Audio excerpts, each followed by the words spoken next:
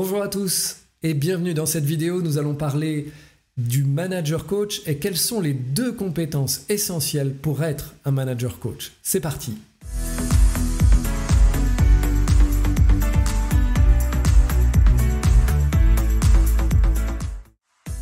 Alors, pour être un manager coach, je vous propose d'explorer ces deux compétences avec l'aide du jeu du coach. Pour moi, il y a deux compétences essentielles pour être un manager coach. C'est d'abord la capacité à aider nos équipes et chacun individuellement à explorer ce qu'on appelle en coaching l'état désiré, c'est-à-dire là où on veut aller, les résultats qu'on veut obtenir. Mais ce n'est pas juste ça, parce que c'est assez commun dans le management d'avoir des objectifs et des résultats à atteindre.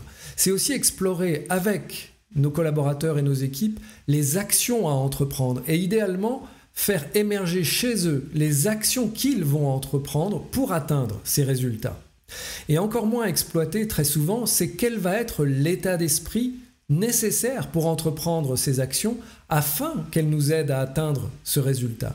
Être manager coach, c'est aussi explorer l'état d'esprit nécessaire pour atteindre le résultat. L'autre compétence essentielle en tant que manager coach, c'est de connaître le point de départ, c'est-à-dire de là où on part. Si je veux aller à Hawaï depuis Los Angeles ou si je veux aller à Hawaï depuis Paris, le chemin ne sera pas forcément le même. Prendre en compte les résultats qu'on atteint déjà, prendre en compte les actions qu'on entreprend déjà, prendre en compte l'état d'esprit qu'on a déjà et qui va être porteur pour l'atteinte de cet objectif est très important. Mais c'est aussi important d'explorer quels sont les éléments de l'état d'esprit, du mindset qui nous empêchent d'atteindre le prochain objectif, l'état désiré.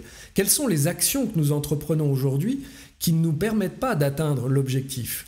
Donc, explorer l'état présent et l'état désiré sont deux capacités, encore une fois, essentielles pour un manager coach, car il permet de mettre en balance là où on veut aller et là où on est pour être le plus réaliste dans notre rêve. Alors et vous, comment vous vous y prenez pour faire rêver vos équipes et les aider à être réalistes en même temps à travers cette posture de manager coach? Partagez vos outils avec nous dans les commentaires et au plaisir de vous lire. À très bientôt.